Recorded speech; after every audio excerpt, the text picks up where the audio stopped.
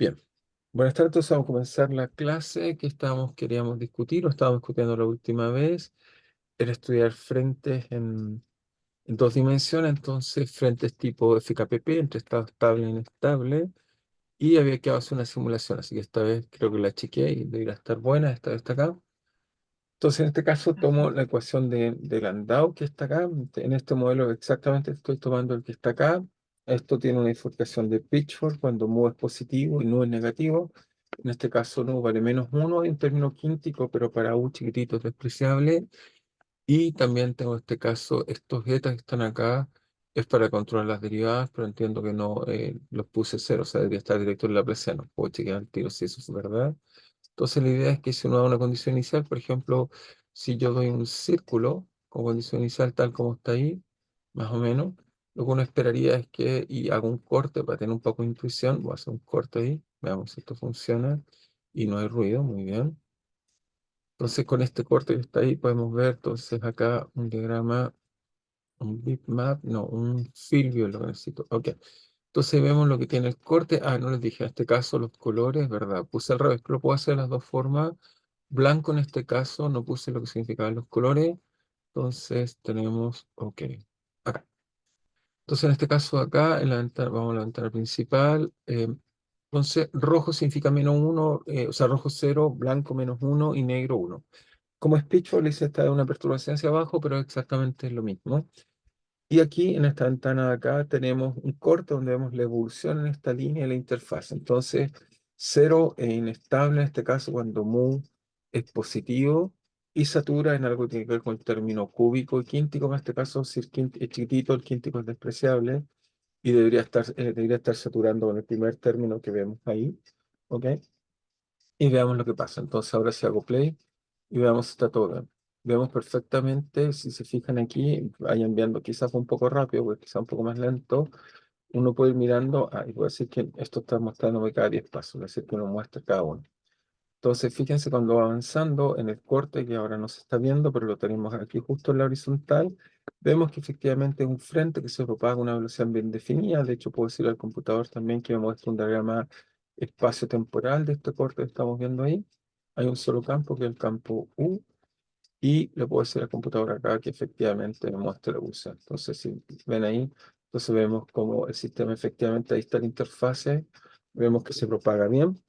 Ahora, este caso acá, por supuesto, quizás debería colocar mejores colores, quizás colocar, bueno, da lo mismo, vemos blanco, quizás poder colocar un color acá más notorio, digamos, déjame colocar uno mejor, azul quizás, y entonces vemos que, bueno, insistir, entonces el problema es bidimensional, pero lo que estamos haciendo entonces es que hago una perturbación circular y vemos que si hago un corte aquí, le hice justo un corte aquí en la horizontal, vemos cómo esencialmente se propaga y se propaga bien hasta que llega a los bordes, con ahora son periódicas, pero vemos esencialmente el sistema se propaga con, en este caso, si uno esperaría la velocidad más o menos mínima, ya vamos a ver que no, pero lo interesante es que se propaga y hace un círculo hasta que el sistema llega al estado estable, que es el estado que tenemos ahí. Entonces, partir una cosa circular, quizás lo vuelva a hacer un poco más trivial, digamos, simplemente hasta que agarras en el computador, se lo lleva a cero, que en este caso es resolución cero. Y vuelvo a insistir, hice una perturbación, en este caso circular, me puse por aquí, y hago alguna perturbación circular, y suelto el mouse, y entonces ahí se propaga, y ahí vemos perfectamente cómo se propaga enfrente en todas estas imágenes que están ahí. Muy bien, hasta ahí uno diría, se parecen las cosas que ya hemos visto, solo que en este caso es un círculo. Pero veamos qué cosa tiene interesante. Lo primero interesante es que si hacemos una perturbación cualquiera, por ejemplo, uno hace, qué sé yo, algo así, voy a hacer algo así, una cosa extraña, ¿ok? Como condición inicial, un símbolo quizás uno podría decir, no sé, de algún lenguaje asiático, y lo que vemos es que cuando evoluciona el sistema, veo que, fíjense, que rápidamente vemos que se empieza a suavizar. Eso es un poco extraño. ¿Eso qué significa? A grosso modo, el sistema obviamente en el corte vemos un frente, vemos una velocidad, pero si todo se propagara con la misma velocidad, veríamos la misma estructura que se propaga, pero no vemos eso. Vemos que se está borrando. De hecho, voy a hacerlo, voy a dejar que avance. Después de un rato vemos que el sistema es casi un círculo y se propaga como un círculo, lo que eso no quiere decir que de alguna forma el sistema es igual o algo pasa en él que tenemos que entender bien. Entonces volvemos a una condición inicial, luego lo colocar en la condición, digamos, que está ahí. Y para entender un poco mejor, vamos a hacer esto un poco más calmadamente para tener intuición del fenómeno que estoy hablando. Entonces, vuelvo a hacer una imagen, algún símbolo, digamos, que ha sido así. Y si lo dejo evolucionar, ¿cuál es la diferencia? Bueno, la diferencia está esencialmente, fíjense que en las puntas, en estos lugares de acá, que es lo que tengo, en estos lugares que, ok, el mouse está ahí, ahí lo alcanzo a ver. Aquí, esencialmente, aquí el sistema es plano, aquí tiene una cierta curvatura, acá tiene otra. ¿Qué significa curvatura? Curvatura, se recuerdan, es que localmente uno tiene una curva y uno pasa la circunferencia que pasa tangencialmente, que se circunscribe esa curva. ¿Ok? Entonces aquí yo puedo pasar una curva, tengo la curvatura, acá tengo otra curvatura, acá tengo otra curvatura y obviamente los puntos donde tengo estos cambios abruptos, la curvatura aquí es muy grande porque es muy puntiaguda en esos lugares, digamos, ya se suaviza. Pero ¿por qué hago eso? Es que fíjense que en los puntos donde hay más curvatura, que en este caso sería aquí, en este caso, primero las puntas son los lugares que tienen más curvatura. Veamos lo que pasa. Si voy avanzando, uno ve que se suavizan. Mira la cosa. ¿Eso qué significa que se suavicen? Es que la velocidad es mayor en estas zonas que en esta de acá.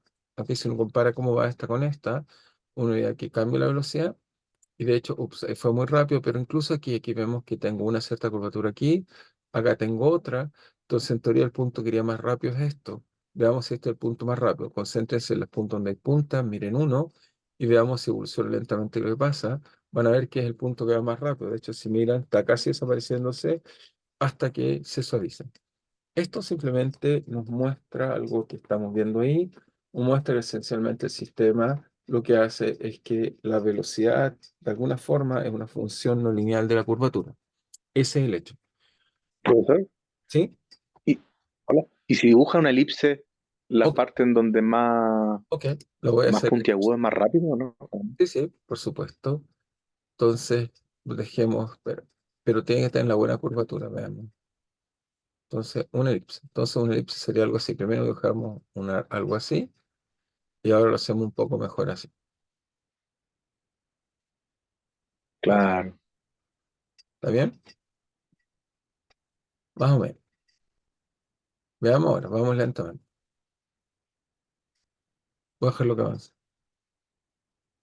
Sigues viendo que es elipse, pero se ha ido aplanando en esta parte de acá. mm, Después ven los bordes, por supuesto. ¿Ok?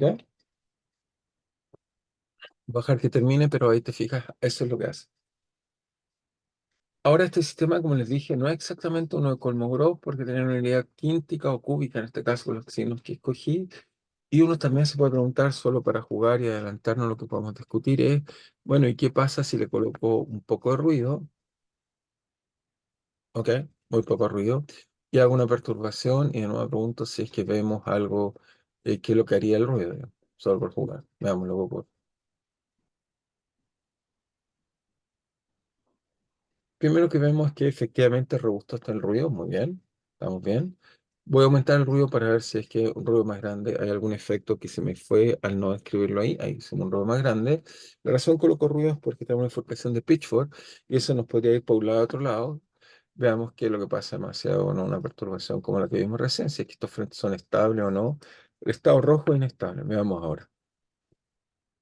Y ahí vemos que este es inestable, eso fue porque el ruido creó ahora esto que son lo que llamamos paredes, tenemos dominios blanco y rojo, que son los equilibrios del sistema, y ahora tenemos un parche tipo vaca, digamos, o algo así, donde tenemos también algo que se propaga dependiendo de la interfaz de la curvatura, de hecho, por eso aplana la curvatura, pero estos son otros frentes que vamos a estudiar en el futuro también. Ok, ¿está claro para todos? Entonces, en este caso, si fijaron, voy de -1 a 1 o -0,7 a 0,7 algo así. ¿Ok? Y la dinámica es muy lenta, se está moviendo, no es que no se mueva, pero es muy lenta. ¿Ok? Y eso es porque conecto en este caso estado simétrico y lo único que lo mueve es que el sistema quiere minimizar la curvatura. La curvatura de alguna forma no le gusta, por eso hace cosas planas. Así pero mucho esto debería terminar o en una circunferencia que se contrae, desaparece, o termina en algo recto. ¿Ok? Esto es como si tuviera espines para arriba, espines para abajo y tengo paredes de dominio y vemos una dinámica muy lenta entre ellos. ¿Ok? ¿Está claro para todos? Simplemente dado que hicimos hartas observaciones para un poco ahora ir y comentar algo más. Entonces, ¿qué vamos a hacer? Bueno, quizás debería volver primero acá, antes de la tablet. Lo primero que debería hacer es aquí. Entonces vimos que para distintas perturbaciones aparecía y se propagaba, como vemos ahí, ¿ok? Vemos que se propaga y se transforma en un círculo. Lo subsiguiente que vemos, que acá está un poco reflejado en una imagen acá, es que si hacen un corte como el que yo hice, veríamos que la velocidad aquí tiene un valor y después la velocidad aquí tiene otro. ¿Esto qué me dice? Me dice aquí que mientras más vertical, más lento es. Me dice que inicialmente era muy rápido y eso se debe a que había mucha curvatura, pero asintóticamente está yendo a una velocidad que es más pequeña. Así que se ha ido corrigiendo y eso se va a deber en cierto modo a que la curvatura baje. ¿Ok? Entonces vamos a tratar de explicar un poco esto un poco mejor, digamos. Entonces vamos a tratar de explicarlo de varias formas. Pero primero entonces, ahora sí nos vamos a ir a la tablet y vamos a tratar de explicar, digamos, un poco todas las observaciones que estábamos viendo o discutiendo. Entonces, lo primero que deberíamos decir es que, ok, entonces, una vez que aparezca la tablet, ya está, me aparece. Entonces, lo primero que debemos decir es que, ok, lo primero es que deberíamos decir propagación, ok, propagación de frentes entre un estado inestable y otro estable, se observa numéricamente.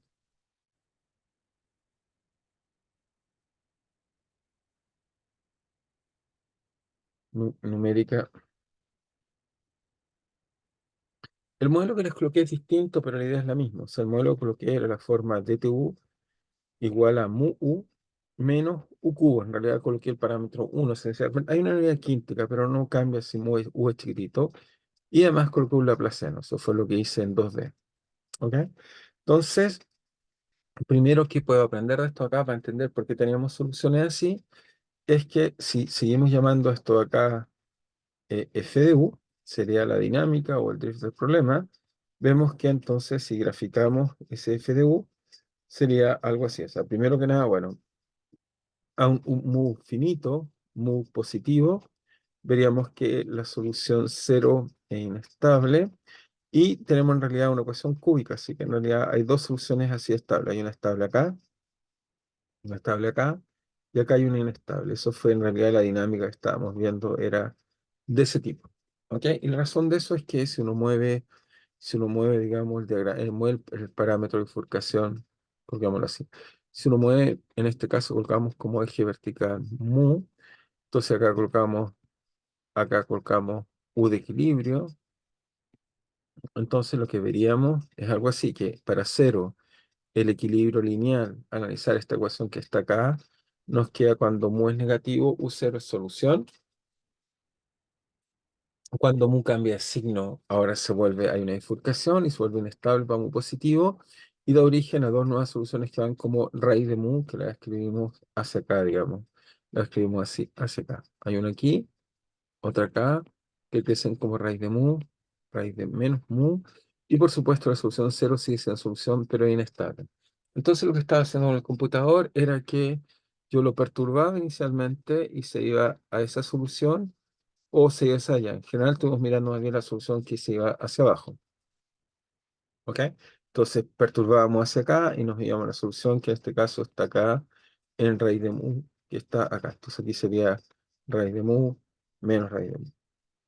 Entonces eso era lo que estábamos viendo recién. Ahora, lo primero interesante que observamos, que hay frente, eso no nos cabe duda, pero vimos que, o sea, para un poco entender un poco mejor el fenómeno, vimos que si colocábamos el sistema en dos dimensiones, es decir, que hacia allá colocábamos X e Y, en donde ahora obviamente nuestro laplaciano es un laplaciano, si quieren, transversal o en sentido de dos coordenadas, y se plantea un laplaciano en la forma de X más de Y de Y, están en dos dimensiones. Y lo que vimos fue que el sistema, si quieren, si yo hacía una perturbación inicial cualquiera así, después de un rato esta perturbación en otra etapa de tiempo simplemente se va suavizando y después en otra etapa de tiempo se termina haciendo realmente una circunferencia que se propaga. Eso fue lo que vimos más o menos numéricamente. Ya sé que es pictórico, pero todos lo vimos en el computador. Entonces vimos que esto hacía algo así, ¿ok? Cuando se propagaba. Lo interesante es que si hacíamos un corte, que el problema unidimensional se parecía mucho a las cosas que ya hemos estudiado. O sea, si tomo un corte acá y lo analizamos, vemos que esa solución efectivamente va como si fuera en esta dirección, llamémosla R, y veíamos que el sistema O0 o raíz de mu, perdón, o raíz de menos mu, se propagaba sobre el estado, digamos, el estado, en este caso, el estado cero. Veíamos soluciones de U, en este caso, de la forma, bueno, si fuera X, un poco más rara, pero sobre esa dirección diríamos que es R menos BT. Veríamos algo así que se propagaba. Pero como vimos que, bueno, esa es la primera observación, es que entonces, como dijimos, propagación de frente entre un estado inestable, estable, se observa, ok, numéricamente. Pero la segunda observación interesante que vimos, entonces hagamos otra observación más interesante, es que independiente de la condición inicial,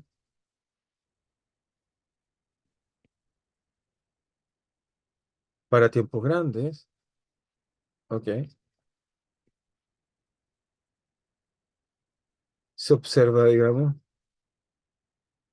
se observa la emergencia de un disco que se propaga, de un disco que se propaga. Se observa la emergencia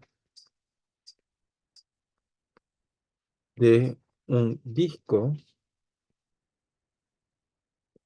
que se propaga. Eso fue lo que vemos. Vemos después un dato que emerge y finalmente esto termina haciendo un disco, digamos. Si lo colocamos acá con cuidado, deberíamos ver algo así como un disco que se termina propagando, digamos. No me queda muy bien mi disco, voy a hacer un disco mejor. Ahí. Un disco que se propaga y eso entonces vemos que se propaga finalmente un disco. Entonces eso nos dice que la única forma que eso sea posible, era lo que estaba comentando antes, es que la velocidad de alguna forma debe depender digamos, de distintas cosas. Entonces, para entender eso mejor y entender cómo se puede hacer, voy a hacer primero un límite y voy a tratar de hacer analogía. Entonces, lo que vemos por ahora es que si hacemos un gráfico, ahora de nuevo seguimos haciendo este mismo gráfico numéricamente,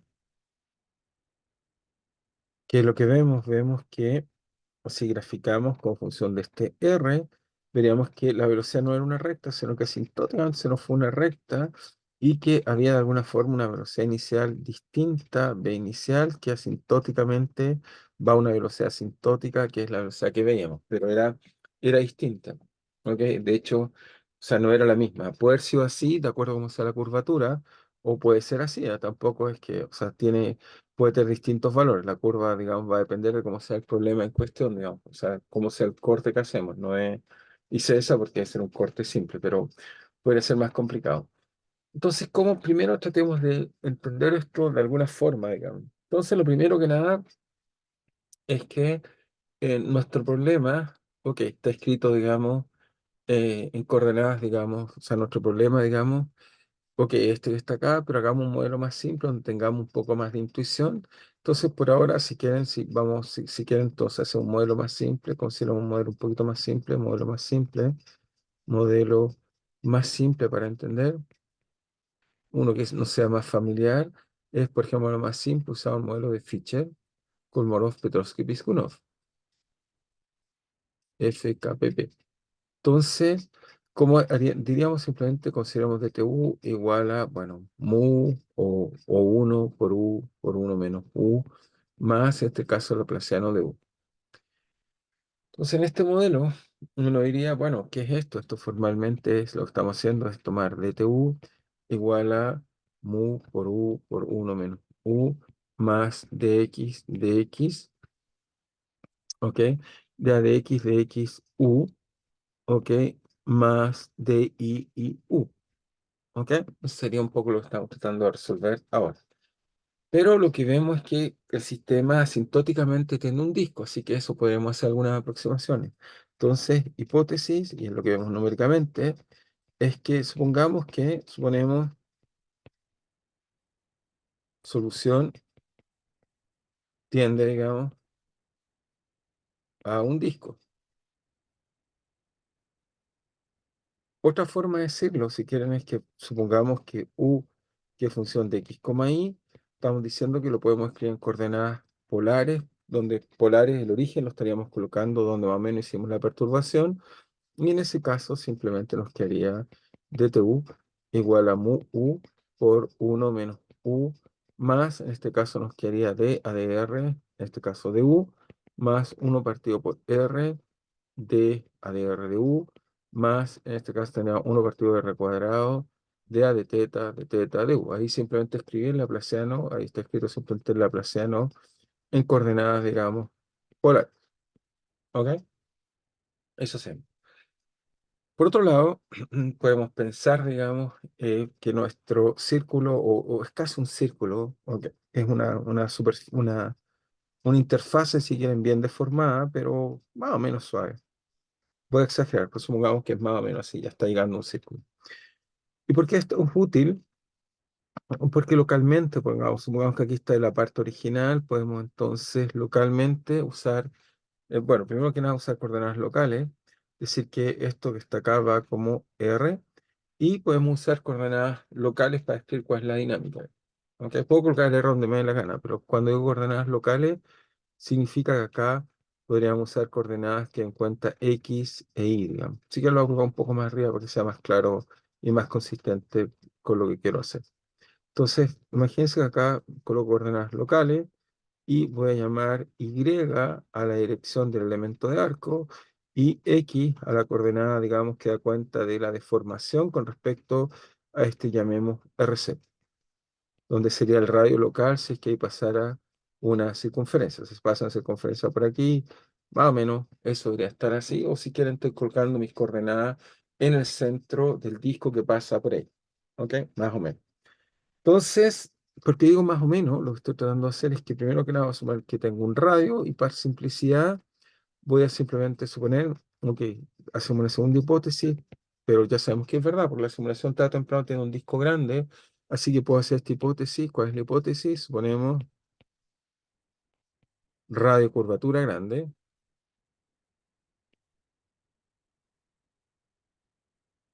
o si quieren un disco grande, se lo estoy diciendo, supongo que R0 es grande. Y cuando hago eso, entonces, y suponemos que X, Y coordenadas locales. Coordenadas. No son las coordenadas polares que pongo un lugar, un punto y coloco aquí, no, son coordenadas locales. Coordenadas locales, tales que lo que voy a decir es que tal que X, Y, coordenada tangencial,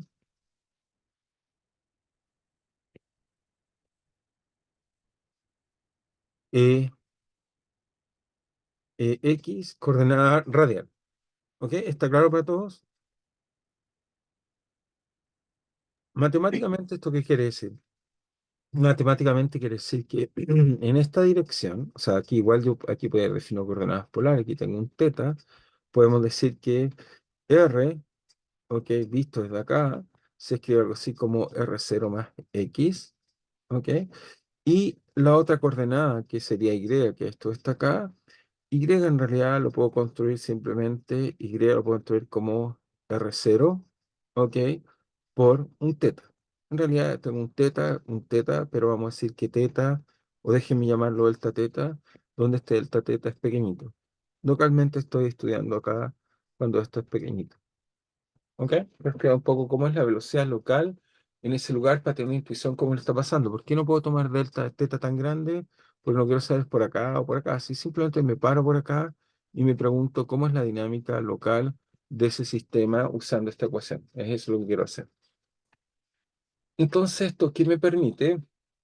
Bueno, me permite varias cosas, que ese teta que está ahí, si quieren, tiene que ver con Y, pero lo primero que puedo decir es que este término que está acá va, al menos este término que está acá, usando esta idea que estoy haciendo ahí, va a grosso modo como 1 partido por R más X o R0 más X, y entonces eso va así. Y por lo tanto, entonces si consideramos, entonces consideremos, digamos, R0 suficientemente grande, podemos hacer la siguiente aproximación de ese modelo para tener al menos empezar a tener alguna intuición de qué es lo que está pasando en este problema. Estoy tratando de hacer algún cálculo en algún límite extremo solo para desarrollar intuición, para entender cómo funciona lo que estamos viendo ahí y qué es lo que está haciendo. ¿Ok? Entonces, ¿eso qué me dice? Me decía esencialmente que tenemos dtu igual a mu por uno menos u más. El primer término me va a quedar dA de x, pero esto acá me dice que dr es dA de x, así que eso simplemente es dA de x de u. ¿Ok?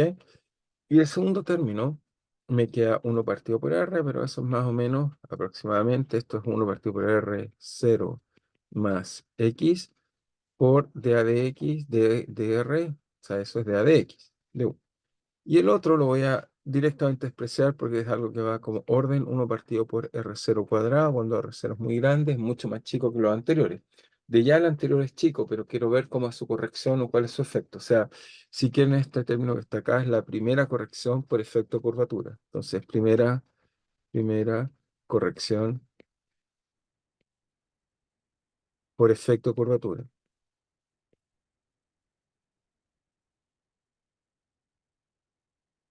Y qué es lo que tiene esto interesante es que, bueno, ahora si busquemos soluciones localmente, voy a suponer que esto se está trasladando, voy a suponer que localmente lo que tenemos ahí se está desplazando, entonces se está moviendo, entonces voy a buscar soluciones viajeras. Entonces usamos ANSAT de soluciones viajeras, ANSAT de solución viajera. ¿Y qué es lo que podemos aprender de esta solución viajera? Es decir, tomamos una solución U, que obviamente mi U es función de R y teta, que da cuenta de la posición, pero en este caso, como usé coordenadas locales, en realidad debe ser coordenadas de la forma U de X menos BT, donde X es el desplazamiento con respecto a una posición dada que está en R0. ¿Ok? Entonces, si hacemos eso, la ecuación anterior, entonces se toma la siguiente forma, me queda menos b de a de z, y vuelvo a llamar z al sistema comóvil, que vuelve a existir, me está dando la evolución del sistema en torno a estar moviéndome ligeramente a esta zona de acá. ¿Ok? Eso lo estoy tratando de entender cómo es la velocidad local. Y eso me da esencialmente mu u, ¿ok? Por 1 menos u, más, tengo segunda derivada, así que eso me da de z de u, más, obviamente, en este caso acá tengo 1 partido por R0 más X, pero X es muy chiquitito comparado con R0, así que eso directamente aproximadamente es R0, y acá me queda dA de X de U.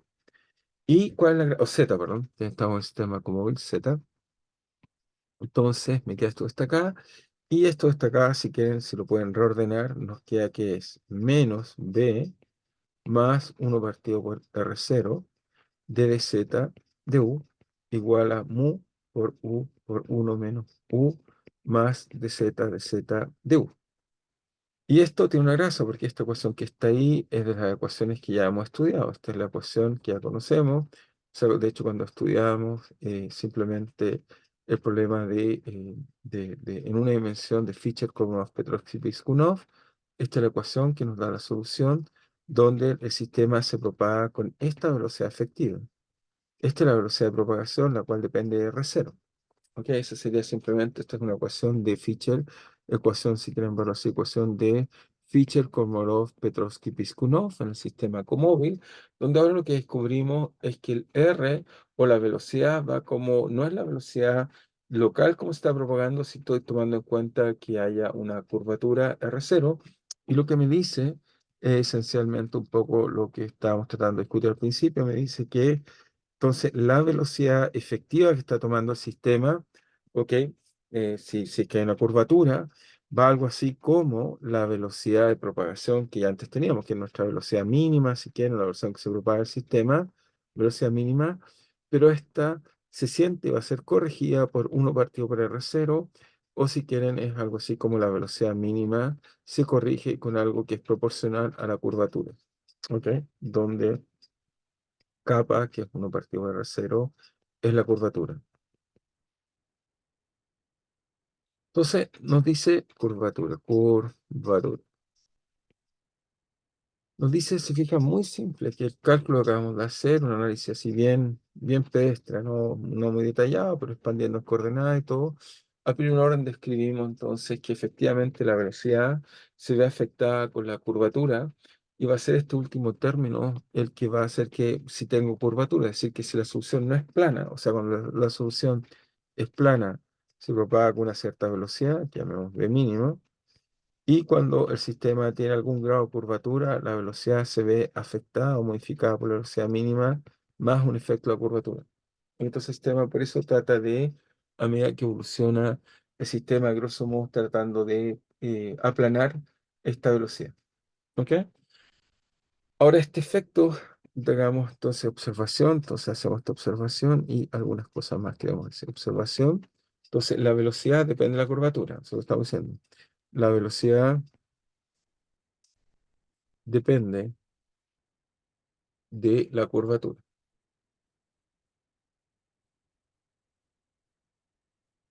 ¿Ok? Y lo que vemos es que a medida que pasa el tiempo, esto avanza, es decir, que la velocidad, bueno, en este caso si la curvatura es la misma, esto se va con la misma velocidad, pero si aumenta la curvatura, entonces la velocidad es mayor, y al ser mayor tiende a aplanar el sistema. ¿Ok? El sistema tiende a aplanar, así que hacemos esa observación. Dado que, dado que la velocidad del frente es más grande por la curvatura, el sistema tiende a irse a algo plano. El sistema tiende a ser plano. ¿Ok? Entonces, por eso está haciendo un círculo que va creciendo y se va aplanando la curvatura. Es esa la primera explicación simple que uno puede dar por qué en este modelo uno tiene este tipo de comportamiento un poco inesperado. Ahora, este efecto es conocido y tiene un nombre, y voy a tratar de explicar el origen del nombre. Entonces, este efecto, esta corrección en la velocidad, esta corrección en velocidad del frente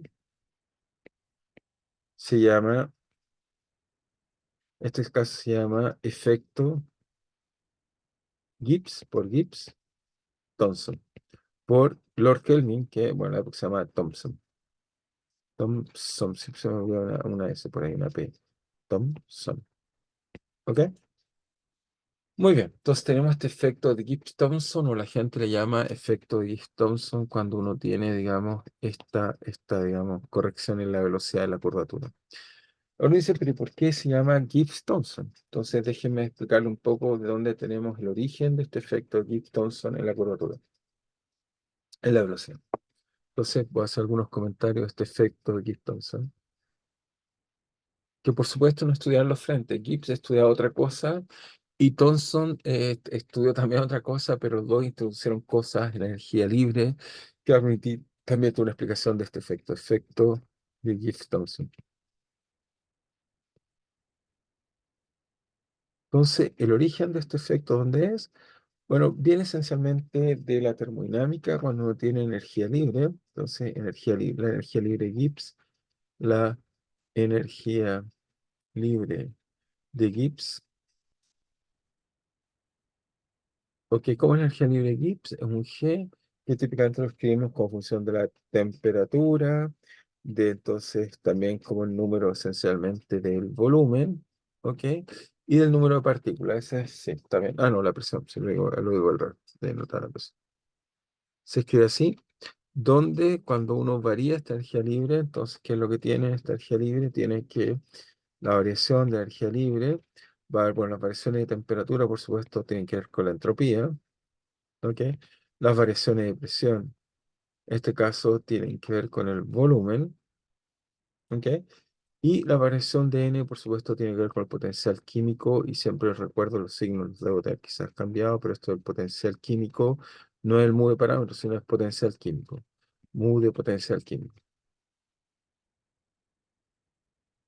¿Eso qué quiere decir? Les recuerdo que eso quiere decir que si yo tomo la variación de energía libre con respecto a dt, o si quieren eso de G a dt, obtenemos menos, si quiero poner signo menos, obtenemos la entropía.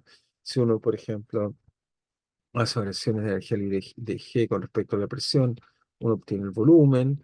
y etcétera. El potencial químico uno simplemente lo obtiene como menos, más, perdón, si siempre tengo que checar los signos, siempre escribo uno mal, menos, entonces si está más. De acuerdo, el signo del mu tiene que ver si es que a uno le cuesta sacar energía para destacar una partícula o la energía para incluirla dentro del sistema. Entonces, bueno, este caso es incluirla, y eso me queda DG, ADN o derivada de G, ADN, eso nos da el potencial químico. Muy bien. Entonces, ¿por qué esto es interesante? Porque ¿por qué energía Gibbs va a ser interesante estos problemas? Porque cuando uno estudia transiciones de fase, esencialmente uno tiene en el contexto de transiciones de fase, en el contexto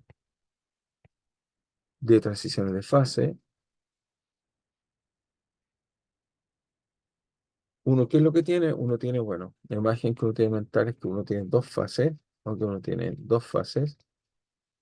Entonces aquí tengo una fase y aquí tengo una segunda fase.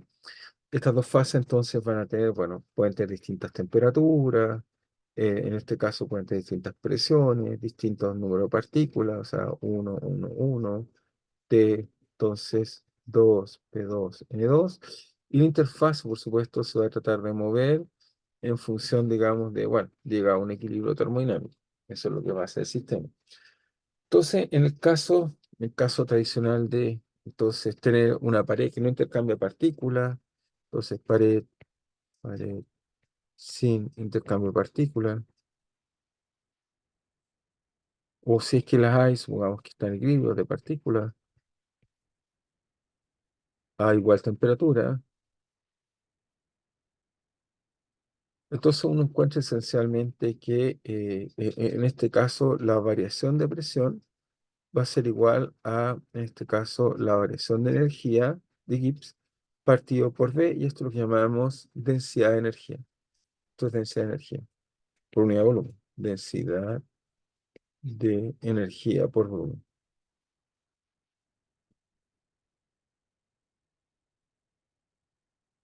Entonces, ¿por qué esto es importante? Porque dice mecánicamente esto se mueve porque hay una diferencia de presión. No olvidar la diferencia de presión no quiere decir que esto se va a mover porque hay una diferencia de presión, pero la diferencia de presión en realidad lo que quiere decir es que se mueve porque hay una diferencia de energía. Y vamos a ver que efectivamente, bueno, el motor en muchos de estos casos es que uno libera energía y si tiene dos estados, digamos, llamemos, no sé, en este caso llame uno y 2, pero podríamos llamar A y B. Entonces esto se va a mover esencialmente porque hay una energía distinta de un lado y del otro lado, y eso está haciendo que el sistema se propague, digamos, de un lado a otro lado. ¿Sí? Eso es lo que genera que, digamos, estas cosas quieran propagarse. Entonces esta diferencia de presión hace que esto se propague un estado sobre el otro estado, digamos. ¿Ok? Pero hay un problema muy bonito que se los puse acá solo para ilustrar, digamos. Esto está acá, quizás está en las notas, pero quiero mostrar, si me parece bien. Entonces, ¿cuál es el problema bonito? Bueno, pues se llama Gibbs-Thompson. Ah, sin P, yo le puse P. Entonces, es explicar, digamos, bueno, aquí hay un factor por la movilidad, pero después lo explico. Pero lo interesante es este problema de las gotitas, cómo uno puede tener dos gotitas y qué sostiene a gotitas cuando en realidad uno tiene presión distinta dentro y afuera. ¿Ok? Es como cuando uno infla un globo, uno tiene un globo y uno le aumenta la presión, haciendo simplemente colgando más y más partículas, y uno se pregunta, ¿y cómo llega a un equilibrio entre que hay una esfera que tiene presión distinta dentro que afuera? ¿Ok? Esencialmente la misma idea. Entonces, voy a tratar de explicar un poco cómo se resolvió este problema clásico, digamos, y de ahí viene el efecto que llamamos Gibbs-Thompson, digamos. Entonces, voy a esperar que aparezca la tablet. Ok. Ahí está. Entonces tenemos diferencia de presión y si quieren no olvidar, digamos, a partir de la ecuación de Newton, entonces uno dice simplemente, a grosso modo, uno va a decir que la masa tiene que ir con la versión de momentum, ¿ok? Y esta versión de momentum tiene que, a grosso modo, es proporcional a la velocidad, o sea, a la diferencia de momentum, y esto tiene que ser proporcional a la diferencia de presión, salvo, digamos, factores que tienen que ver en este caso con el área, digamos, o algún área. Y por lo tanto, uno va a encontrar que la diferencia o la velocidad de propagación en realidad va a ser proporcional a algo así como la presión partido por esta especie de movilidad, y hay un área. Y esto es lo que nos queda, que va a ser proporcional a grosso modo a la diferencia de energía, digamos, que es lo que por algunos factores, digamos, pero es lo que nos da, a grosso modo, la propagación. Entonces, para dar cuenta bien de esto, o para entender bien, entonces hay que colocar un nuevo ingrediente que nos estamos colocando en la energía libre de Gibbs, que es la que está acá. Entonces, ¿cuál es el ingrediente que nos falta? El ingrediente que nos falta es qué pasa cuando uno coloca, o por ejemplo, cuando uno coloca un objeto y hay una interfase, porque hasta acá no hemos tomado en cuenta la interfase con cuidado. ¿Qué quiero decir con eso? Imagínense, tengo un objeto, que acá tengo A y aquí hay B. ¿Ok? Entonces aquí tengo A y afuera tengo B. Entonces aquí tengo A, aquí y afuera tengo B. Entonces la pregunta es cómo se propaga esto y qué es lo que pasa. Es un poco la pregunta clásica que va a tratar de resolver varias personas usando particularmente una expresión que fue escrita por Thomson. Entonces corregimos el Thomson, es simple. Thomson, digamos, ok, Thomson, hay una S ahí. Entonces, y acá también. Entonces, la gracia que va a hacer Thomson entonces es que va a tomar en cuenta este efecto importante que tiene que ver con la ecuación de Laplace, que es tomar en cuenta que uno puede, cuando tiene una interfase, hay una energía de interfase. Entonces vamos a incluir o incluiremos, ok, en la energía libre debemos incluir el efecto de considerar una interfase.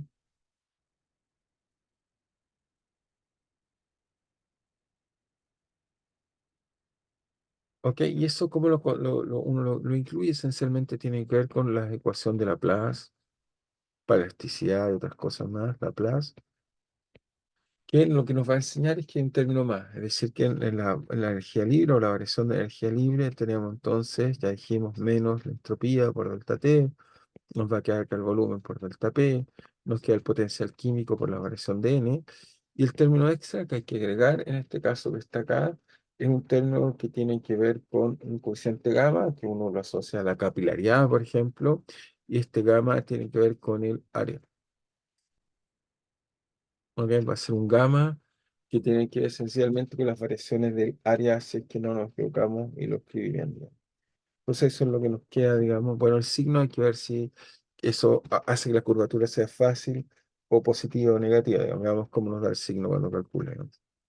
Entonces, nos queda eso así y nos queda que es proporcional a esto. Entonces, este término acá, esencialmente, bueno, si uno busca el efecto, digamos, de Thomson o el efecto de Gibbs-Thomson, va a descubrir que lo que va a encontrar esencialmente Thomson, no es esta expresión, ¿no? Va a establecer una relación entre las variaciones de temperatura y las variaciones que entrega esto le va a dar algo así como una especie de diferencia, digamos, de curvatura, porque esto como tiene área, va a aparecer una curvatura en más dimensiones y establece una relación entre variaciones de temperatura y curvatura, porque eso hace el trabajo realmente de Thomson, de Lord Kelvin, pero en este caso veamos para darle más sentido en nuestro caso. Entonces, nuestro problema es en dos dimensiones, entonces nuestro problema es en dos dimensiones, y luego en realidad lo que tenemos es un área y tenemos un perímetro. En este caso acá lo quiero enfatizar, que esto acá no es un área, sino un perímetro. Entonces, ¿por qué digo eso? Porque, bueno, en este caso acá, si dividimos por el volumen y suponemos, voy a suponer por simplicidad que no hay variación ni de temperatura ni de número de partículas, entonces en este caso, ¿cómo nos da la variación de presión? Y eso tiene que ser lo que contar. Entonces, encontraremos que la variación de presión es algo así como variación de energía libre dividida por B, eso es la densidad de energía por unidad de volumen, y nos queda gamma de, en este caso, bueno, nos va a quedar un menos hacia acá, quizás he colocado más, o sea, un menos acá, creo que es menos, el signo correcto lo voy a colocar al tiro menos. Entonces me va a quedar más acá, variación del área partido por el volumen. Y esta última parte es interesante, que es el área partido por el volumen, entonces nos va a quedar que la presión en realidad vale la variación de densidad de energía más gamma. El área, entonces en este caso un perímetro, así que es 2pi por un cierto radio, llamemos R acá, o si quieren para ser consistente, llamémoslo R0, como estamos llamando el otro, Y el volumen en este caso, por supuesto, ok, en este caso voy a anotarlo acá abajo. El área es simplemente 2pi por R0, porque acá estoy pensando en 2D, y el volumen es No, pues simplemente, sí, el área es pi por r cuadrado, ¿no? sí, sí, pero está, o sea, puse el área, pero en este caso es el perímetro del objeto que estoy viendo. No Ah, estoy, ya, ok. no estoy calculando esta área acá, porque en este caso es con problemas bidimensional, el volumen es esto, y entonces esta área en realidad sí que fue lo, está bien, coloqué área en el sentido general, pero esto que está acá en este problema es el perímetro.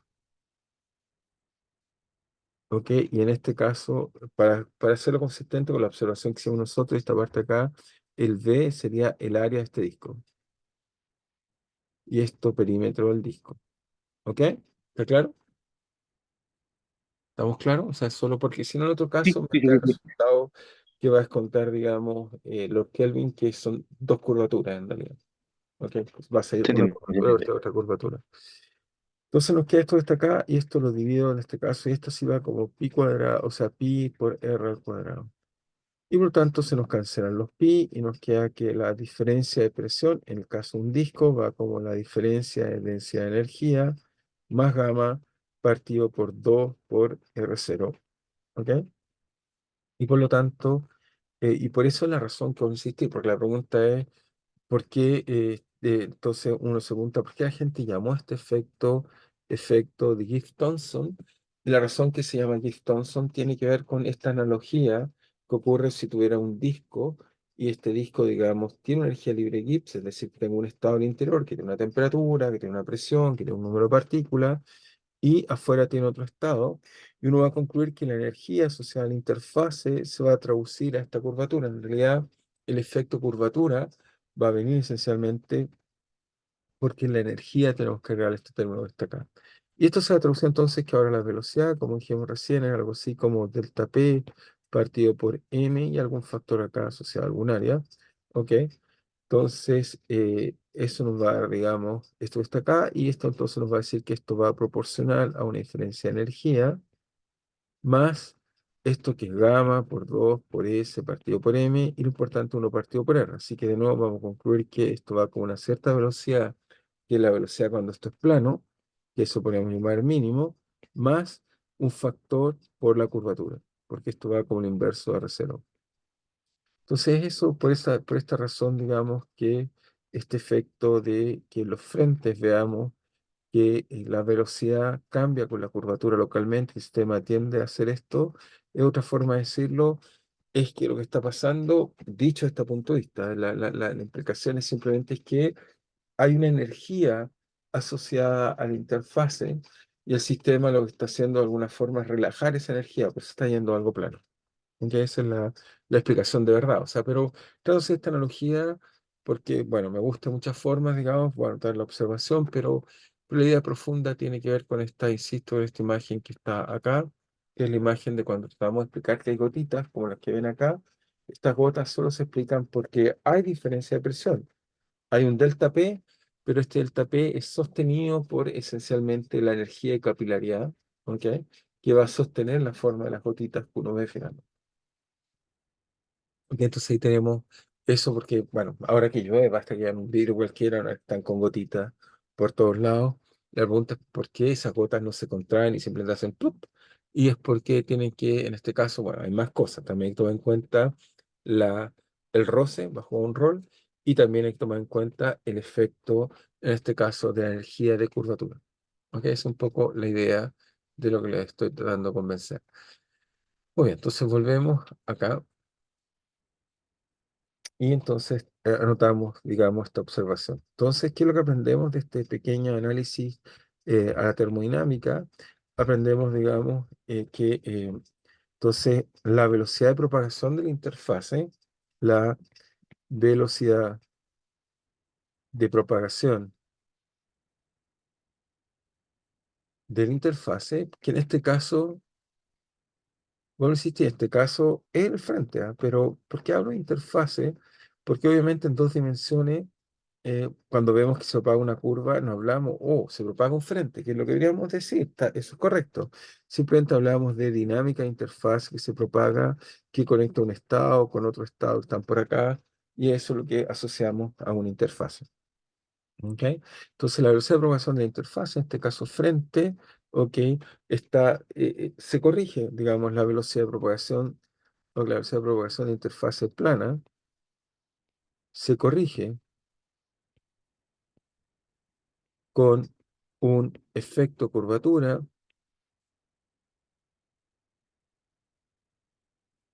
que trata de minimizar la curvatura.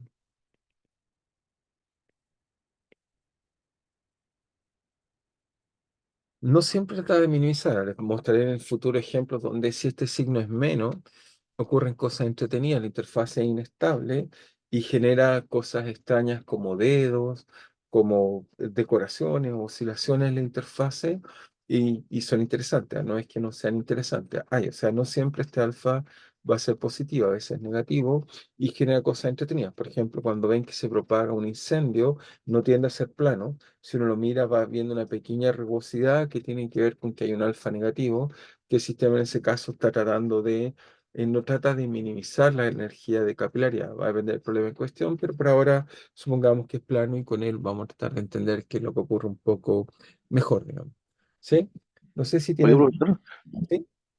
por ejemplo, con los copos de nieve, por ejemplo, que es como que se propaga como con dendritas, como con esas cosas, así como... Claro, lo que tú acabas de decir, o sea, te puedo hacer un poco más claro. Tengo algunos ejemplos acá, no, vamos a ver un segundo, pero creo que lo puedo tener. Pero efectivamente la interfase puede hacer inestabilidades cuando está haciendo ese tipo de cosas, ¿no? Pero déjenme buscarla. Acá tengo un ejemplo para ilustrar exactamente lo que acabas de decir. Como lo dijiste tú, me va a costar menos abrirlo.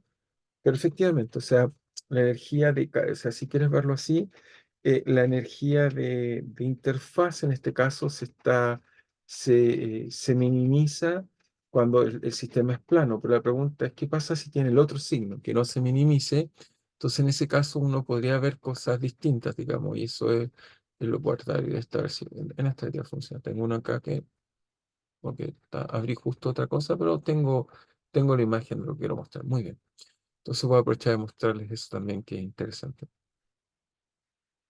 Ok, voy a abrirla y para responder bien tu pregunta. ¿Están viendo? ¿Todavía no ven la presentación? No. Me dicen cuando aparezca. ¿Están viendo una presentación? Solo por Sí, chequear. sí, sí, sí. Ok. Entonces, fíjense, en este caso, lo que vas a ver es que esto es una simulación numérica. Como ves aquí, esto tiene interfaces justamente de ese tipo negativa. En este caso, cuando se propaga, no está haciendo un círculo, sino que tiende a generar estos dedos que ves acá, que es una longitud de onda, de hecho, y se ve ahí mejor. Pero ese no es el único ejemplo. Aquí tengo otro ejemplo para ilustrar eso. Acá, por ejemplo, tenemos un fluido, el cual uno empuja un fluido sobre otro fluido, pero la gracia que hay que hacer es que la viscosidad es distinta. ¿Ok? Si la viscosidad es distinta, al empujar un fluido sobre el otro, le cuesta propagarse el otro fluido. Y lo que pasa es que aquí hay una historia muy entretenida que llamamos Safman-Taylor, que es lo que estás viendo ahí. ¿Ok? Que son muy bonitas, digamos.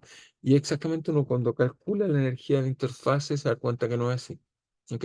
Si las viscosidades son adecuadas, por ejemplo, la viscosidad del fluido de afuera el que está afuera, la viscosidad es más lenta, entonces ahí genera círculo y cuando es mayor genera este tipo de cosas que estás viendo acá.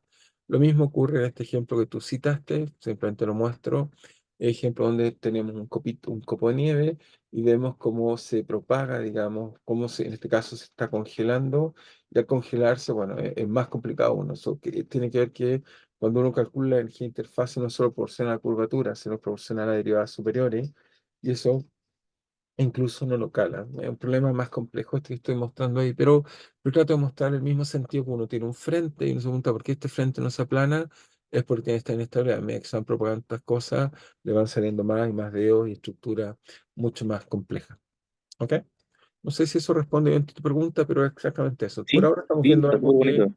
que se propaga y hace círculos, pero si yo cambiara el signo por ahí, ya vamos a ver cómo, tiene que ver con que en vez de tener difusión hay que tener antidifusión y ahí esta cosa se propaga haciendo este tipo de cosas que están viendo ahí. De hecho, en el modelo anterior, lo único que agregué en este es un poquito de antifusión y tienes dedos como estos que están acá. ¿Ok? Pero ya vamos a verlo en ello. Puede ser más sofisticado el efecto curvatura. Aquí la curvatura quiere aplanarse, en este caso acá la curvatura quiere crear curvatura, ¿ok? Quiere hacer eso, ¿ok? Ese es a grosso modo lo que está pasando en ese ejemplo que están viendo ahí.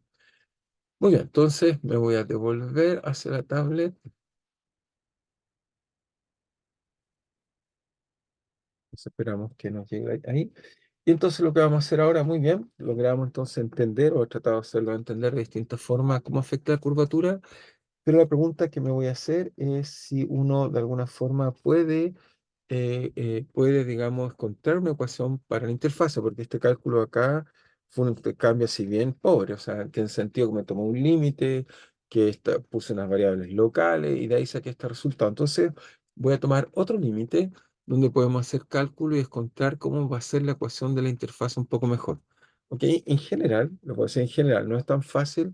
Uno puede mostrar que en general la dinámica de la interfase satisface ecuaciones íntegro diferenciales. No es un problema simple. ¿Ok? Y la razón de eso es que uno dice, pero ¿por qué no es local la dinámica? Es porque a pesar que uno tiene un laplaciano y cosas así, la evolución del sistema se ve afectada con lo que está pasando en el sistema en otros lugares del sistema. Por ejemplo, la interfaz podría ser bien alambicada y su evolución no es solo lo que le pasa local. Esa razón. Va a ser local cuando es un poco más suave, cuando tiene ese tipo de cosas, pero en general pueden ser muy complicadas las dinámicas de las interfaces. Pero voy a tomar un límite simple y vamos a tratar de sacar una ecuación para la interfaz. Entonces, ¿cuál va a ser el límite? Entonces, vamos a hacer una ecuación para la interfaz o frente en dos dimensiones. Entonces, una ecuación para, voy a colocar interfase plana, o vamos a colocar o frente plano, perturbado. Vamos a tratar de encontrar alguna ecuación, pero entendido a poco como, bueno, hay límites en los cuales las ecuaciones son locales y estoy tratando de explotar primero estos límites donde uno puede desarrollar intuición y entender un poco más. Entonces la idea es la siguiente, la idea es que yo tengo mi frente, se está propagando, o sea, tengo el frente que vemos de siempre así, si quieren verlo, está propagándose del estado, este caso estable al inestable, y este acá estable. Y lo que vemos entonces que se propaga, eso es lo que vemos. Entonces lo que estoy haciendo ahora, pero en dos dimensiones, esto debería ser una superficie. O sea, si coloco la otra dirección, hacia allá, por ejemplo, hacia acá, esto debería ser una superficie que está propagando. Entonces eso que está ahí lo voy a representar mejor acá, si quieren con coordenadas, digamos, X e Y. Voy a suponer que hay una interfase plana. ¿Ok? Entonces, y lo que voy a tratar de hacer es tomar esta interfase plana y perturbarla y preguntarme cómo es la dinámica de la interfase una vez que la perturbo suficientemente suave con algunos ingredientes. ¿Ok? Eso es lo que quiero hacer. Es claro para todos lo que quiero hacer, por lo otro voy a hacer calcular y encontrar una ecuación que lo voy a encontrar, pero primero quiero que tengan claro en qué dirección me quiero mover. ¿Ok? ¿Está claro para todos?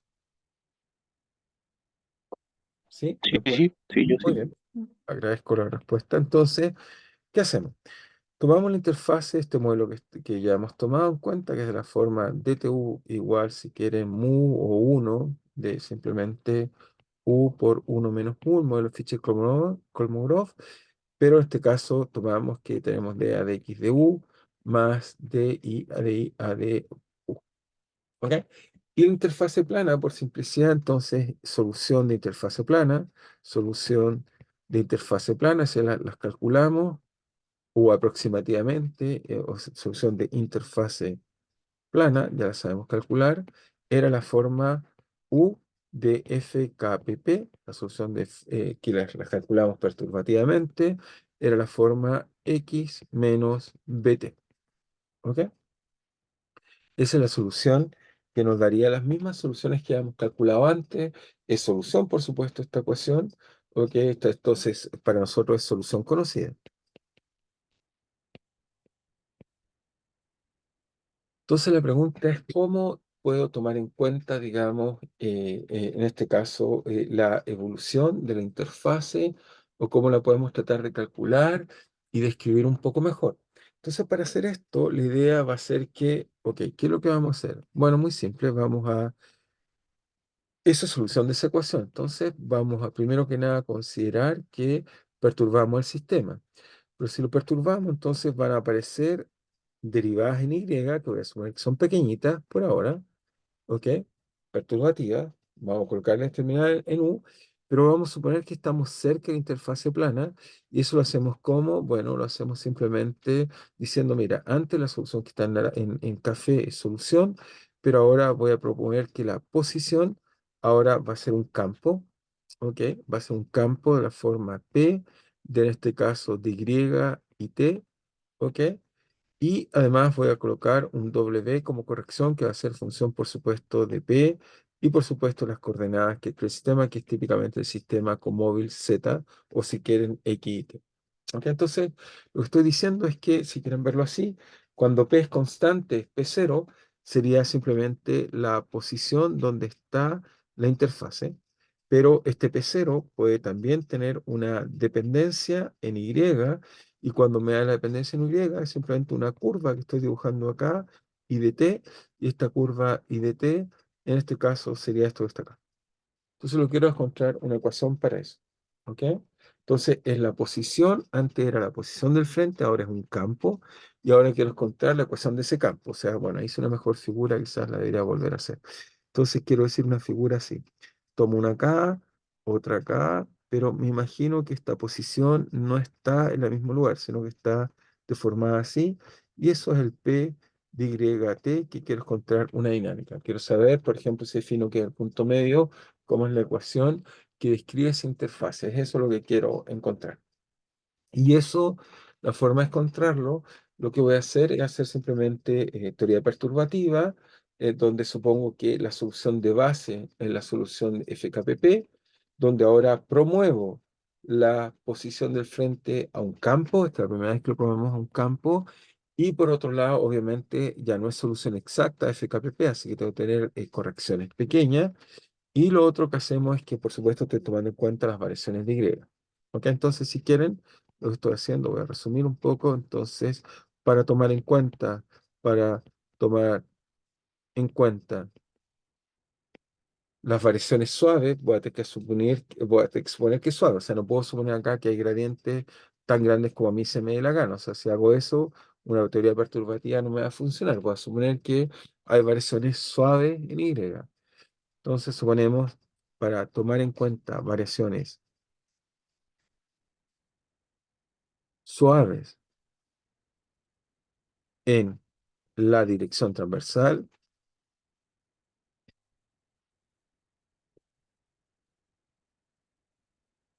al frente, proponemos que la posición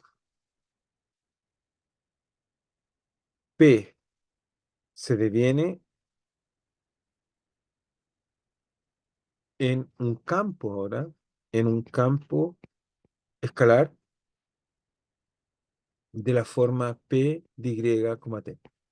¿Ok? Y eso es lo que estamos haciendo.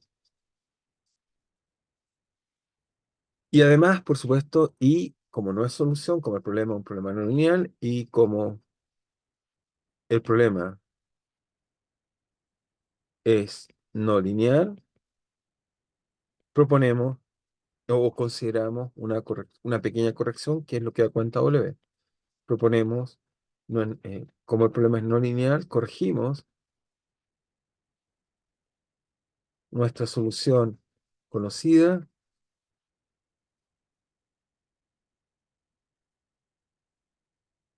con un W a calcular, que no conocemos, que tenemos que calcular. Entonces, de nuevo, se fijan, se parecen las cosas que hemos hecho antes, pero esta vez vamos a tomar en cuenta, simplemente tenemos un campo. Entonces, bueno, hacemos lo de siempre, tomamos la solución, la reemplazamos y tratemos de calcular una ecuación para el sistema. Entonces esta vez voy a solo llamar este pedacito de acá Z, ¿ok?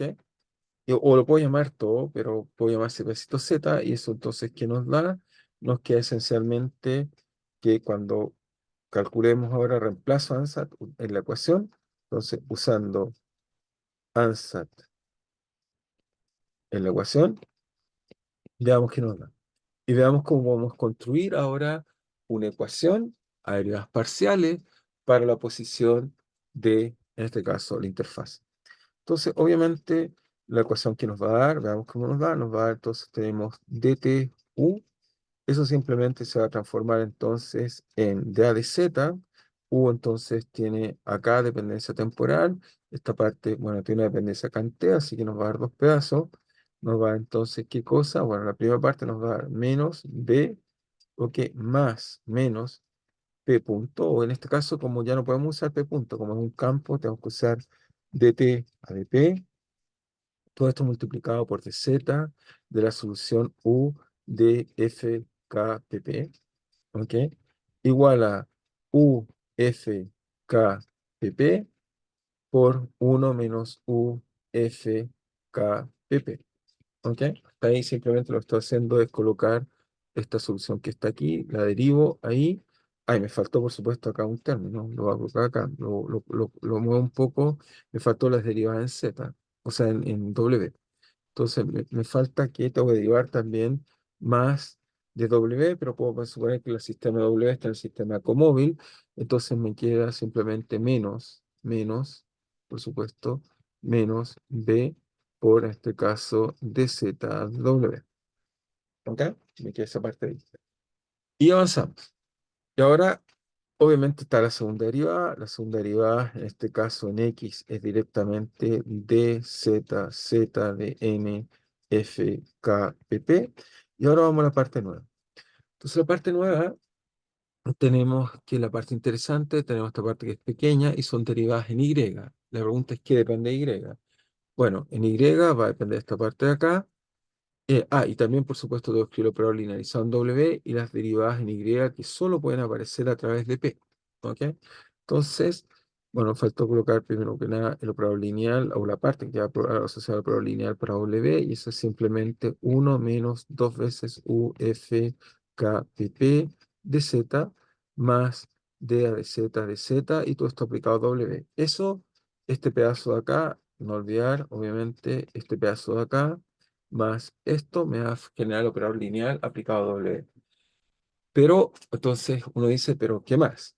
Entonces, y ahora las derivadas en Y. Pero aquí en Y voy a tener cuidado, lo voy a hacer abajo antes y lo llamo arriba. Tengo entonces derivar de de N, F, de U, perdón, U, F, K, P, P, F, K, P, P, y esta es función de Z menos P si quieren verlo así.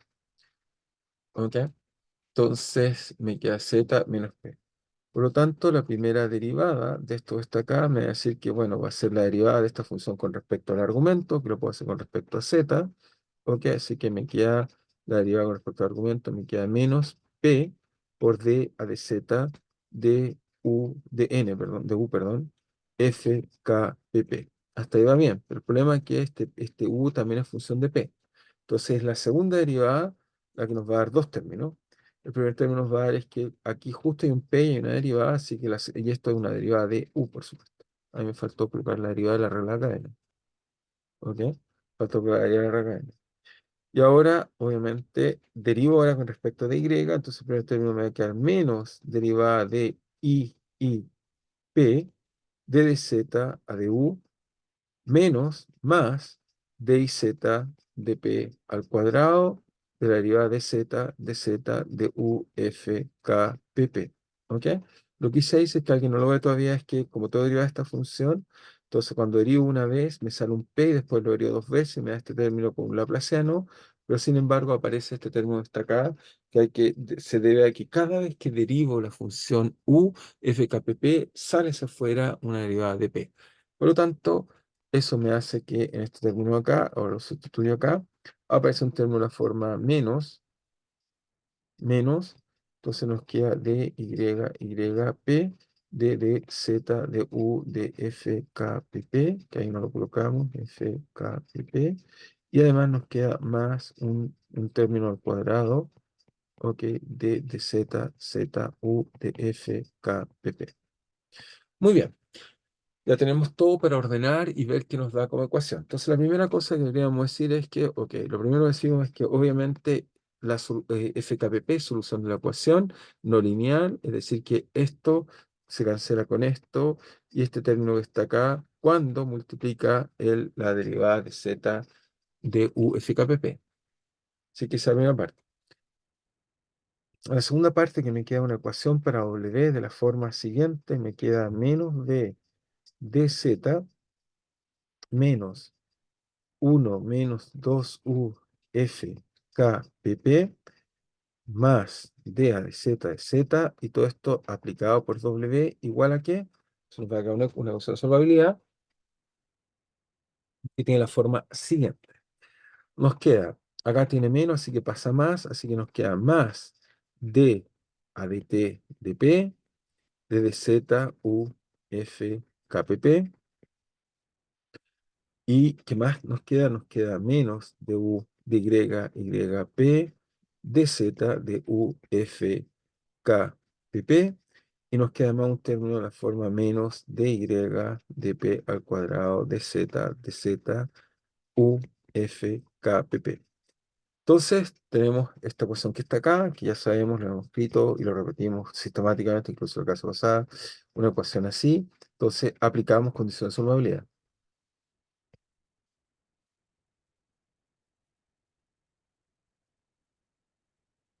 Y la condición de solubilidad, que esto tenga solución, o de condición de solución, quizás solubilidad no es correcto, de solución. Entonces, la condición de solución es simplemente introducir un producto punto. Una vez que introducimos un producto punto, esto se parece exactamente al mismo tipo de operadores que hemos estado estudiando antes, así que nos queda exactamente el mismo producto que conocemos. Así si introducimos f por g igual simplemente 1 partido por l de menos l a l con un 2 de f por g, integramos en todo el espacio. Entonces, sea, si quieren verlo así, phi, que ya vimos que era equivalente a calcular la solución UFKPP, pero cuando tenía la forma, si quieren verlo así, X más VT, eso es lo único que hay que tener cuidado, más VT es como cambiar T en menos T, en menos P, usamos este elemento, sea phi, elemento tal que L adjunto por phi es igual a 0. ¿Ok? Es elemento del kernel del operador adjunto, una vez que introducimos el producto punto, y eso entonces aplicamos condición de solubilidad, es decir, que en este caso nos queda que, entonces, para tener solución, usamos también el equivalente, en vez de condición de solubilidad, se llama alternativa de Frenholm.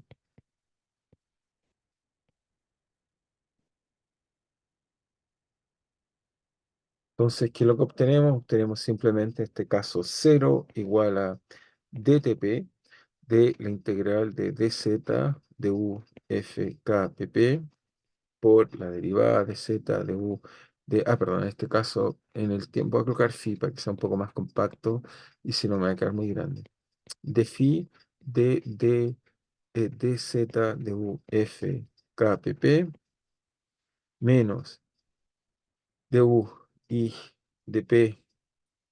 En este caso, nos queda aplicado de phi de z u f k pp más en este caso nos queda dy cuadrado p, ¿ok?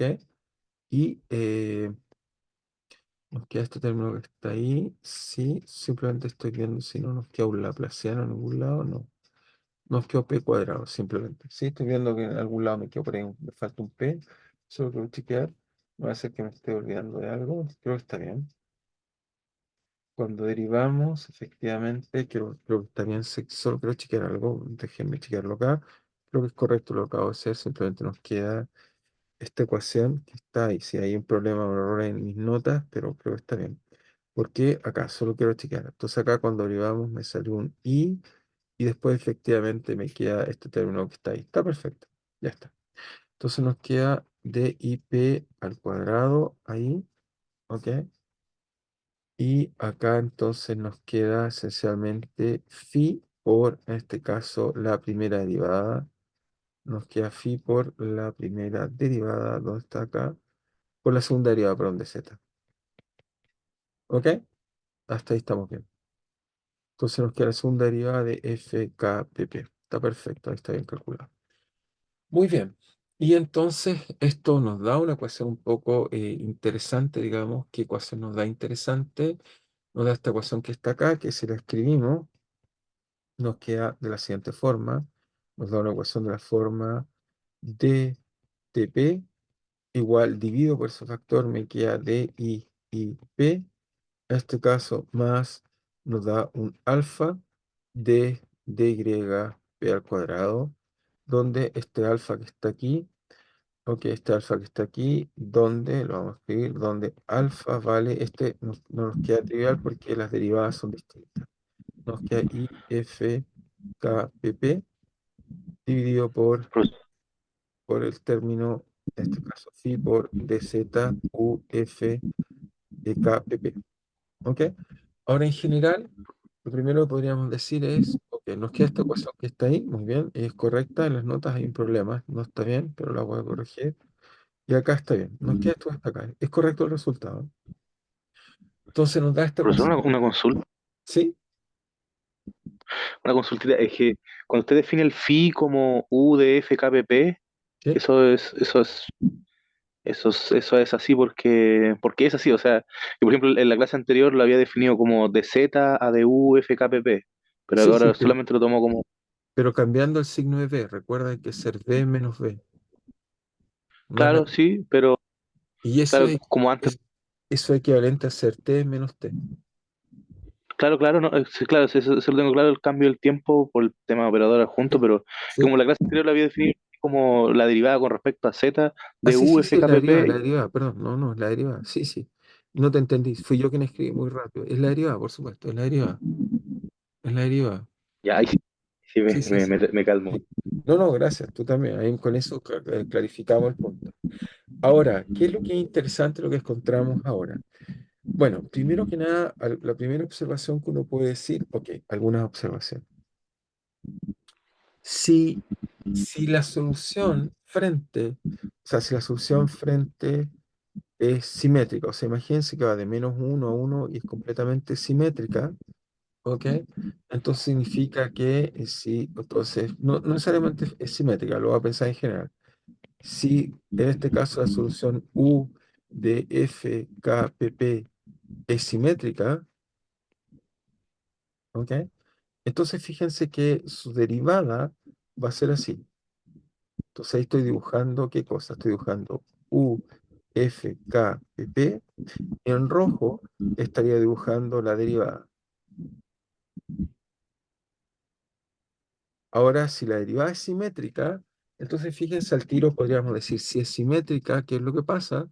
Bueno, es fácil porque acá entonces nos queda que la derivada es, o sea, U no es simétrica, o sea, es, si quieren antisimétrica, la derivada es simétrica, entonces perdón, ahí puse simétrica, quise decir antisimétrica, lo arreglo al tiro.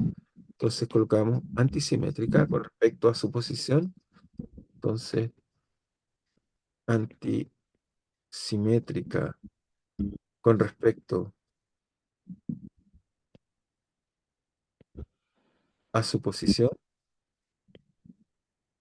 En realidad lo que me importan son las derivadas, pero ¿qué quiere decir con eso? Que si yo la miro de acá, ok, si yo la miro con cuidado y veo la función y me paro justo en la mitad, y si quieren verlo así, la veo antisimétrica. Por supuesto que es una pequeña traslación, eso es lo que falta para que sea completamente antisimétrica. U es antisimétrico respecto a su posición, más, si quieren, un medio, o menos un medio para restar y llevarla a cero.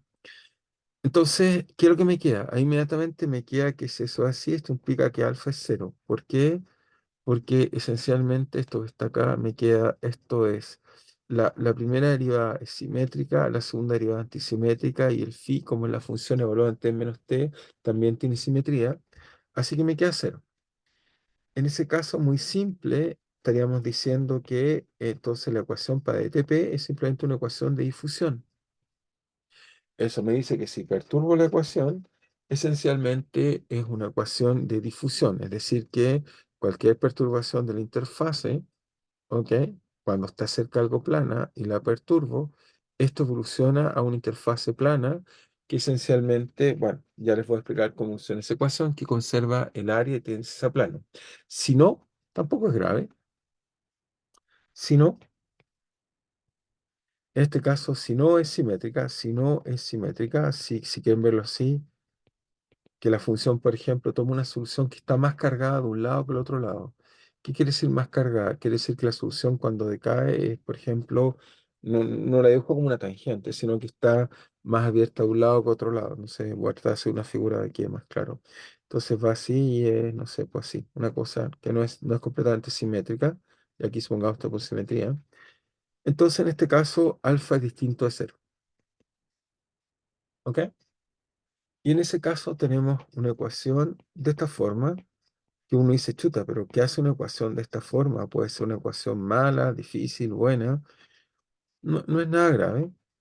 Ahora, ¿por qué esta ecuación no es tan grave, digamos? Bueno, tiene algunas cosas no menores, digamos. Esta ecuación, bueno, cuando uno le agrega un término más, es una ecuación, digamos, de difusión no lineal, primera cosa. Vamos con algunos nombres. Entonces, esta es una ecuación de difusión no lineal.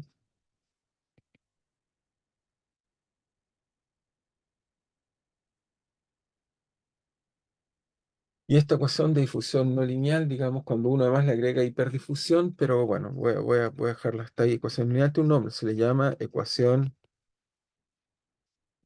KPZ, y es por algunos personajes que se llama Kandar, un premio Nobel que se llama Parisi, y otro se llama Chan.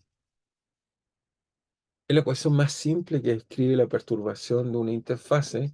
Y esta ecuación KPZ, bueno, tiene comportamiento entretenido. Déjenme ver si la tengo acá, si no la voy a tener que escribir en vivo. Déjenme ver si la tengo, pero es una ecuación interesante que es como una ecuación de difusión. Solo quiero checar si la tengo a mano. Si no, voy a escribirla. Solo quiero ver si tengo esta ecuación KPZ. Si no la escribo, no es grave. Simplemente que me va a demorar más, porque yo me confundí en mis notas, pero no importa. Podemos escribir la ecuación y verla simulada. Entonces, ok, tratemos de simularla y jugar, pero lo que va a hacer esta ecuación no lineal, les digo a prueba lo que va a hacer, es una ecuación no lineal que, a pesar que uno dice, ya, pero es no lineal, ¿cuál es el efecto del alfa? En realidad el efecto del alfa no es tan grave. Lo que hace el alfa es que tiende a suavizar el sistema, digamos. De hecho, tengo una animación, quizás no la tengo a mano, pero sí tengo una animación para mostrar lo que hace, y tiene un efecto interesante esta ecuación, digamos. Desgraciadamente la simulación que tengo acá no está, pero sí tengo ¿cómo se llama? Una animación de la ecuación. Por eso quizás eso me sirve para mostrarle justo lo que está y la puedo escribir y ver lo que está. Pero tengo una animación a mano, creo que eso es lo más rápido que podemos hacer para entender bien esta ecuación. Entonces, ¿dónde está? Esto está por aquí. Un segundo, ya les coloco la ecuación aquí, por aquí debe estar.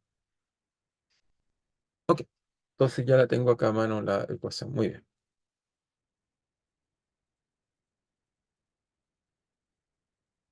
Entonces, supongo La que primera, ¿cuál cero se parece a una ecuación de Schrödinger de partícula libre, algo así, ¿o no?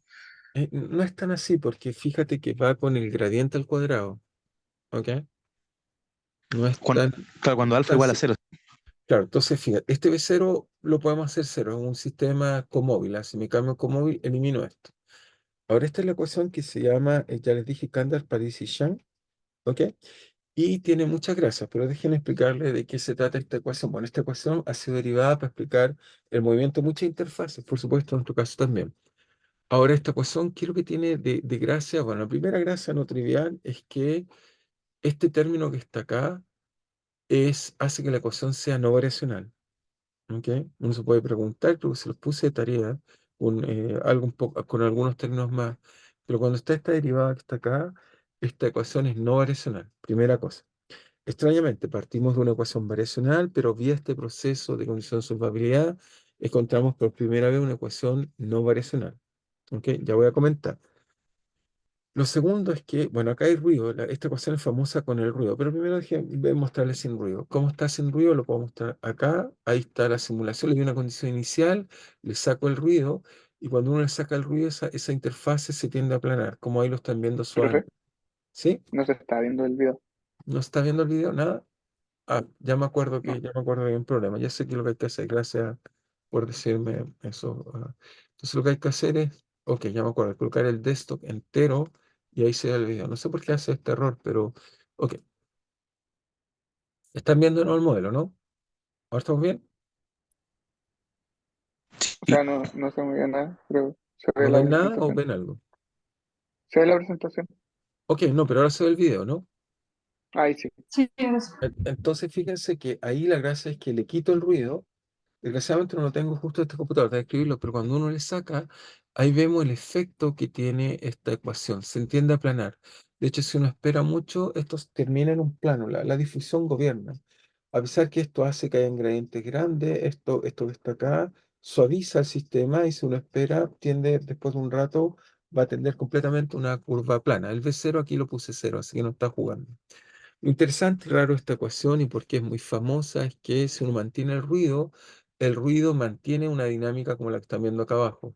Pero en la de acá arriba, una vez que uno le coloca ruido y le saca el ruido, esta interfase, esta ecuación no lineal, se aplana simplemente. Uno puede mostrar que es plano, uno puede colocar gradientes grandes, pero la difusión siempre tiende a ganar. ¿Ok? Juega un poco este término pero no hace cosas tan graves. Lo interesante es cuando hay ruido, que es la imagen que está acá, que esta interfase todo el tiempo tiene esta estructura, y estas estructuras, digamos, tienen leyes de potencia y cosas así interesantes que simplemente por completitud, como estamos discutiendo esto, se los muestro. Pero, por ejemplo, aquí hay un experimento donde la gente, esto es experimental, aquí coloca dos materiales, son dos cristales líquidos, pero uno tiene un polímero que se trata de desarmar y genera estas interfaces, como las que están viendo acá abajo, en particular plana o circular.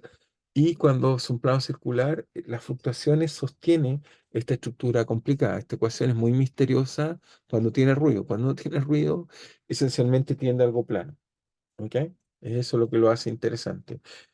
Pero cuando tiene ruido, mantiene estas estructuras permanentes fluctuaciones que si uno le calcula, ¿cómo se llama? Densidades espectrales, uno descubre que hay leyes de potencia y por eso es muy famosa, mucha gente la trata de entender, es cómo el ruido sostiene esta autosimilitud que tiene exponentes muy precisos, digamos, que son un medio. ¿Ok? Pero no es lo que queremos discutir, pero aprovecho de contarles eso, encontramos esta ecuación que está ahí. Ahora, la que yo simulé y la que le estoy mostrando es exactamente esto, porque está en dos dimensiones. Por supuesto, Kandar, Paris y Jean hacen esto en un problema 2D. Si quieren un frente ahora que está en tres dimensiones, la interfaz es una superficie, y cuando hacen el mismo cálculo que yo acabo de hacer, aquí aparece, digamos, un laplaciano y aquí un gradiente cuadrado. ¿Ok? Y esa superficie es rara, hace estas cosas, pero la imagen que les mostré después en el experimento es en un círculo y por lo tanto se puede escribir perfectamente con lo que estamos viendo ahí. ¿Ok? Entonces nos vamos a volver a tratar de explicar un poco más y les debo la simulación para jugar un poco más con ella y convencerlos de que cuando uno hace un gradiente da lo mismo. El sistema tiende a una superficie plana. De hecho, aquí le hago un gradiente gigantesco. Fíjense ahí las fluctuaciones, pero se aplanan como ven ahí. Y uno dice, pero ¿por qué se aplanan? Dejen de darle algunos argumentos simples con las manos y veamos cómo uno puede explicar un poco mejor eso que está ahí. Entonces voy a volver hacia acá y les explico un poco cómo eso se aplana, digamos. Simplemente se apaga un segundo la tablet, la prendo acá, ya está. Entonces, cómo explico un poco algunas de las cosas que vimos ahí, digamos. Pero entonces vimos esta ecuación, que es una ecuación muy bonita, muy famosa, y no puse el año de la ecuación de Kandel, Peirce y Young. Pero entonces obtenemos esta ecuación, que es una ecuación bonita, interesante, y bueno, ¿qué tiene interesante esta ecuación? Bueno, lo primero, algunas observaciones y algunos argumentos. La primera observación que era decirles es que, primero que nada, entonces KPZ es el nombre usual. Si las buscan en internet, colocan KPZ y van a encontrar muchos trabajos acerca de esta ecuación. Lo primero es una ecuación de difusión no lineal, difusión no lineal, me falta difusión, de difusión no lineal. Lo segundo interesante que tiene esta ecuación de difusión no lineal y no variacional. Esto es no menor. ¿Por qué? Pero ¿por qué si hemos discutido esto no variacional? Sí, bueno, ustedes son los que lo están tratando de mostrar, pero fíjense, DTP, uno se pregunta si esto viene de la derivada de algo que sea función de P.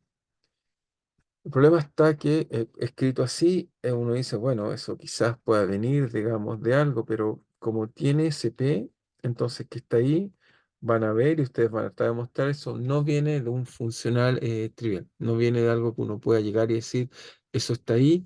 Y la razón profunda es que esto va a ser simplemente, va a ser derivada de A de F de P más, vamos a tener de A derivada de F de primeras derivadas de PI, si quieren, derivado de A de I. ¿Ok? Y el problema está que para obtener un término como este que está acá, lo que tienen que descubrir de alguna forma para que me quede un pi cuadrado, eso tiene que tener algo así como o un laplaciano, además de un laplaciano no lineal, que no aparece en esta ecuación. Pero, pero bueno, los tengo que dejar que ustedes descubran eso, pero es no variacional. Por lo tanto, significa que el sistema no se rige. Entonces, es decir, el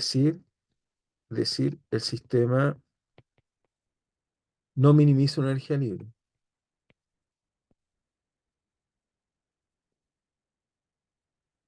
Ahora, pero que algo no minimice energía libre significa que la dinámica es complicada. En este caso, les aseguro, uno parte por algo, como vieron, muy complejo, pero se las voy a escribir con más cuidado para simular interactivamente jugar, y después de un rato tiende a algo plano, que te voy a tratar de explicar cómo, y lo vamos a estudiar con calma. La otra observación que quiero decir, que esto me parece aún más interesante, es que por primera vez partimos de una ecuación, y interesante porque partimos de una ecuación que es variacional. Esta que está acá. Esta ecuación que está acá, la vamos a subrayar. Esta es una ecuación variacional.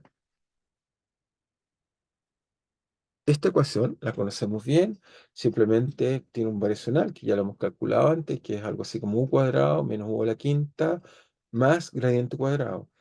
Sin embargo, en este proceso de condición de solvabilidad, en tratar de encontrar una ecuación para la posición, o sea, estamos pasando de un sistema de dos dimensiones a una dimensión, encontramos por primera vez que la reducción nos llevó a un modelo no variacional. ¿Eso qué implica? Se lo he dicho más de una vez. Eso implica que, a pesar que uno, por ejemplo, a nivel fundamental, uno piensa que la física a nivel de escalas muy pequeñas es variacional, sin embargo, a escalas macroscópicas, cuando pasamos a escalas más grande, en este caso a la posición, en este caso el frente, podemos encontrar, debido a este proceso de reducción de la dinámica, ecuaciones no variacionales como el caso que estamos viendo ahí. Entonces anotamos esta idea, y va a ser la última idea que voy a anotar, por una idea profunda. Entonces, debido al proceso de reducción de la dinámica,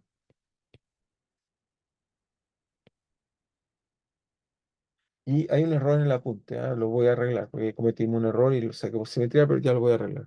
Pero debido al proceso de reducción de la dinámica,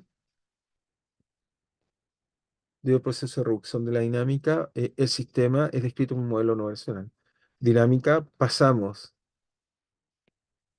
de una teoría variacional a una no variacional.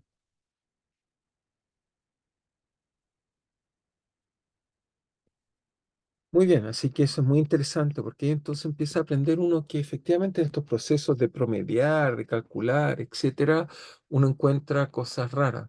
De hecho, bueno, no lo he dicho, pero la posición del frente, este PDT, uno lo puede calcular como la integral de la solución UFKPP multiplicado por X o por Z, de A de Z, partido por la integral, digamos, en este caso, de tomar el sistema y derivarlo. Hay formas que uno puede mostrar.